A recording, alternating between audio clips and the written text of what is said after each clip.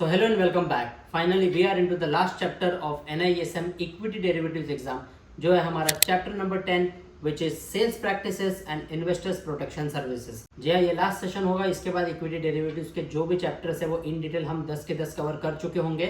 Last session है means chapter wise बोल रहा हूँ क्योंकि हमारे मॉक टेस्ट की वीडियोस तो बाकी है, वो मैं डेफिनेटली आपको दूंगा, जिससे सॉल्व करने के बाद जिसके आंसर्स देने के बाद आपकी बहुत ही अच्छी प्रैक्टिस हो जाएगी which will eventually help you in your exams. So बस बिना किसी रुकावट के आज की वीडियो की तरफ बढ़ते हैं of chapter 10 sales practices and investors protection services.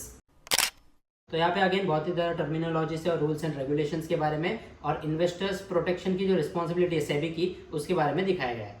तो सबसे पहले एक टर्म के बारे में जान लो कि चर्निंग क्या होता है. ये टर्म के बारे में पूछ सकते हैं, बस इसका मीनिंग एकदम सिंपल है, वो याद रख लेना. Churning refers to when securities professionals making unnecessary and excessive trade in customer accounts for the sole purpose of generating commissions. समझो आपने एक प्रोफेशनल मैनेजर को हायर किया है जो आपका अकाउंट संभालता है. इसका मतलब कि हर महीने आपको एक फिक्स्ड अमाउंट उसको दे देते हो या फिर एक लमसम अमाउंट देते हो और बोलते हो कि इसमें ट्रेड कर, इसका इन्वेस्ट कर और मुझे रिटर्न्स करके दे, और उसको आपने कमीशन बेसिस पे रखा है कि जो भी प्रॉफिट होगा उस पर कमीशन मिलेगा. तो ऐसे केस में आपका प्रोफेशनल मैनेजर आपके अकाउंट के अंदर एक्सेसिव ट्रेड करता है from the sole perspective of generating commission, यानी उसको जितना ज्यादा ट्रेड करेगा उतना कमीशन मिलेगा. तो खाली कमीशन जनरेट करने के लिए अगर वो आपके अकाउंट में एक्सेसिव ट्रेडिंग कर रहा है सो वो चर्निंग के अंदर आता है, जो एक इलीगल वे है.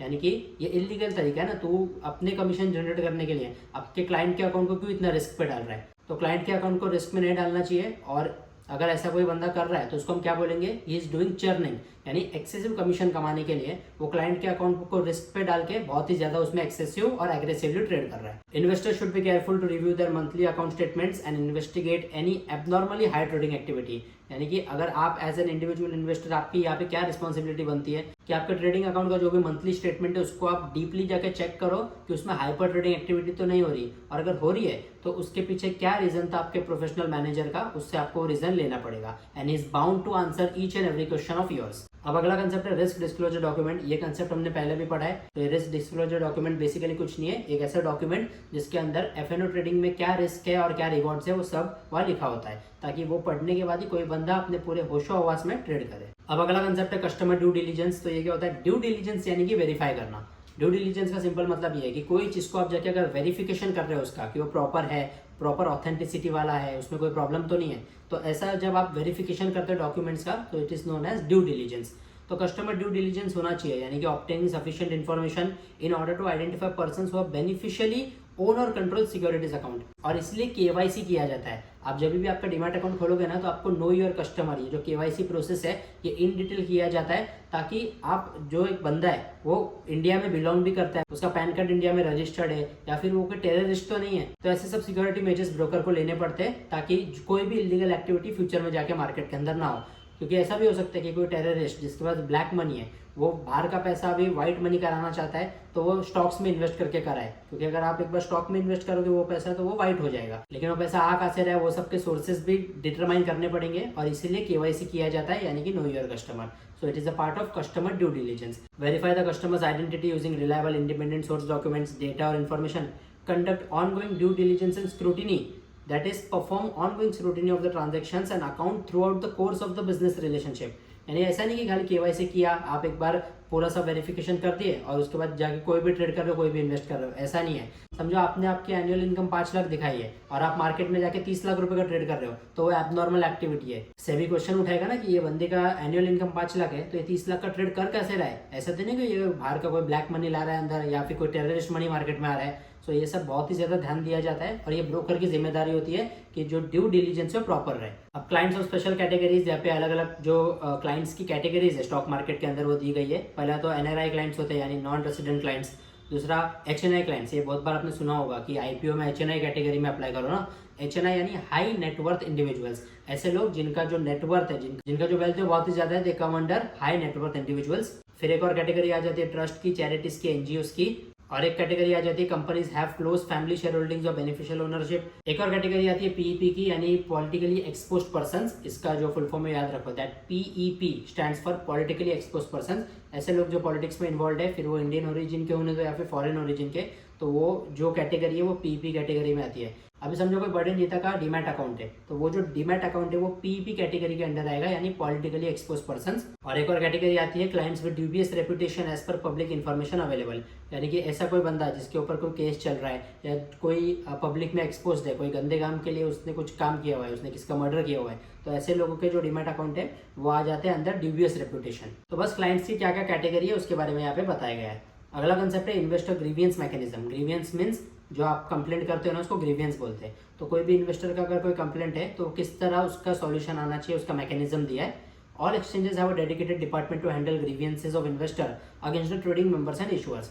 यानी कि मैं बहुत सारे सेशन से बोलते आया हूँ कि सेबी जो है उसका अल्टीमेट गोल क्या है, to protect the individual investor, यानी आम जनता का नुकसान नहीं होना चाहिए। तो अगर हम जैसे छोटे मोटे जो इन्वेस्टर, छोटे मोटे ट्रेडर है, उनको मार्केट के रिलेटेड कोई भी इशू आता है तो वो जाके सेबी को कंप्लेंट कर सकते हैं। और सेबी का खुद का एक अलग से डिपार्टमेंट है जो ये इन डिटेल ये सभी हैंडल करता है। यानी इनका सुबह से शाम तक एक ही काम है कि लोगों के जो भी क्वेश्चन है, जो भी प्रॉब्लम्स है, उनको सॉल्व करना। This include the investor service committees consisting of exchange officials and independent experts whose nomination is approved by SEBI.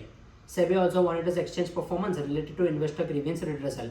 समझो आपने कोई पर्टिकुलर एक्सचेंज में जाके कंप्लेंट किया है, समझो बीएससी पे जाके कंप्लेंट किया, एनएससी में कंप्लेंट किया, तो सेबी यहाँ पे ये भी मॉनिटर करता है कि जितनी कंप्लेंट्स इनके पास आ रही है क्या सबकी सब सॉल्व हो रही है या फिर नहीं। और अगर कोई भी कंप्लेंट को एक पर्टिकुलर एक्सचेंज नेग्लेक्ट करता है तो सेबी उस पर्टिकुलर एक्सचेंज को बड़ा फाइन मार सकता है। और वो फाइन मारेगा, उसका पैसा कहाँ जाएगा? इट गोज इन SGF यानी कि सेटलमेंट गारंटी फंड, या फिर TGF ट्रेड गारंटी फंड, जो हमने 8th चैप्टर में सीखा था, जो कि था लीगल एंड रेगुलेटरी एनवायरनमेंट जो चैप्टर था, उसमें ट्रेड गारंटी फंड के बारे में सीखा था। तो देखो अभी इन डेप्थ आप जाओगे ना तो each and every concept of each and every chapter is inter related with one another, यानी सब कुछ यहाँ पर रिलेटेड है। फाइनेंस दुनिया ही ऐसी है, एक बार यहाँ आ जाओगे तो हर एक कंसेप्ट को जान लेना बहुत ही ज्यादा जरूरी है, क्योंकि कहीं ना कहीं हर कंसेप्ट एक दूसरे से रिलेटेड है। तो बस इन्वेस्टर ग्रीवियंस मैकेनिज्म यही कहता है कि जो भी इन्वेस्टर्स के प्रॉब्लम है वो एक प्रॉपर मैनर में सॉल्व होनी चाहिए, वो भी जल्द से जल्द। अब अगला कंसेप्ट है आर्बिट्रेशन का। आर्बिट्रेशन का मतलब क्या है? अब देखो, आर्बिट्रेशन और आर्बिट्रेज ये दो अलग कंसेप्ट है जिनका आपस में कोई लेन देन नहीं है। आर्बिट्रेज हमने पढ़ा था जो एक ट्रेडर का टाइप होता है, यानी कि हेजर्स, स्पेक्युलेटर्स एंड आर्बिट्रेजर। आर्बिट्रेजर क्या करता था? NSE BSE एक्सचेंज है, उस पर अगर दो अलग भाव पे सिक्योरिटी, एक सिंगल सिक्योरिटी दो अलग भाव पे ट्रेड कर रही है, तो कम वाले भाव पे खरीद के दूसरे वाले भाव पे हैवी क्वांटिटी में बेच देता था, और 1 मिनट के अंदर फास्ट ट्रांजैक्शन करके थोड़ा प्राइस में डिस्क्रिपेंसी है उसको कवर करके अच्छा खासा प्रॉफिट कमा लेता था। तो ये आर्बिट्रेजर होता है। अब आर्बिट्रेशन ही अलग कंसेप्ट है। ये क्या है? Arbitration is a quasi judicial process of settlement of disputes between trading members, investors, sub brokers and clearing members and between investors and issuers।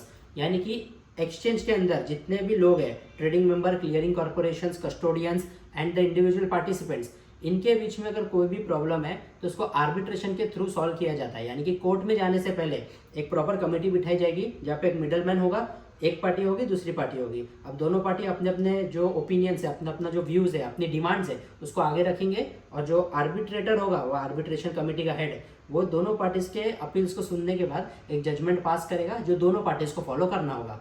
अब जरूरी नहीं कि इन्होंने जो जजमेंट पास किया वो आपको सुनना ही होगा, तो दोनों में से एक भी पार्टी इससे डिससेटिस्फाइड है और उनको लगता है कि ये सही डिसीजन नहीं लिया गया है, तो ऐसे केस में फर्दर जा सकते हैं हाई कोर्ट, सुप्रीम कोर्ट। तो उसकी क्या प्रोसेस है ना, वो इन डिटेल यहाँ पे लिखी हुई है, वो एक बार पढ़ लेना, क्योंकि उसमें एक्सप्लेन करने लायक कुछ है नहीं कि अगर आर्बिट्रेशन की इनिशियल मीटिंग होने के बाद कोई भी सेटिस्फाइड नहीं है तो उसका क्या प्रोसेस है और कितने दिन में होना चाहिए, वो सब यहाँ पे दिया है। एक बार पढ़ लो, समझ जाएगा। एग्जाम के पॉइंट ऑफ व्यू से 1-2 क्वेश्चन ऐसा पूछ सकते हैं। So please do read and go to the exam. और लास्ट फाइनल कंसेप्ट इस चैप्टर का, इस सीरीज का, वो है सेबीज कंप्लेंट रिड्रेसल सिस्टम। एक सेबी की वेबसाइट है स्कोर्स करके, SCORES, जिसका फुल फॉर्म है SEBI complaint redress system.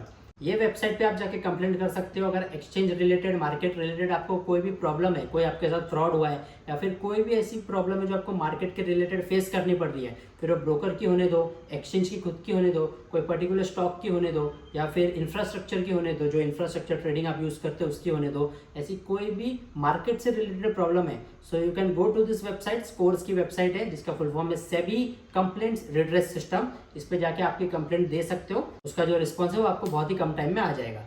So with this we have completed the chapter 10th of NISM Equity Derivatives exam, और इसी के साथ हमारे 10 के 10 चैप्टर्स इस पर्टिकुलर एग्जाम के कवर होते हैं। अब मॉक टेस्ट बचे, वो अगले वीडियो से आना शुरू हो जाएंगे, यहाँ पे 100 क्वेश्चंस को हम एक साथ मिलकर सॉल्व करेंगे।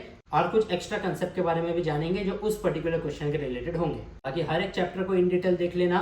कोई चैप्टर्स के मैंने 2-3 पार्ट्स में वीडियो बनाए क्योंकि वो चैप्टर्स बड़े हैं, तो उनको पढ़ना भी उसी तरह ताकि आपको बहुत ही ज़्यादा बर्डन ना हो। बाकी शॉर्ट नोट्स जो मैं दे रहा हूँ, जो डिस्क्रिप्शन से आप हर वीडियो के नीचे जो डिस्क्रिप्शन है वहाँ से डाउनलोड कर सकते हो। इन डिटेल उसको भी पढ़ लेना, वर्कबुक को पढ़ लो, एकदम काम माइंड से पढ़ो, काम माइंड से एग्जाम देना, डेफिनेटली पास हो जाओगे। So take care of yourself, your career and your family.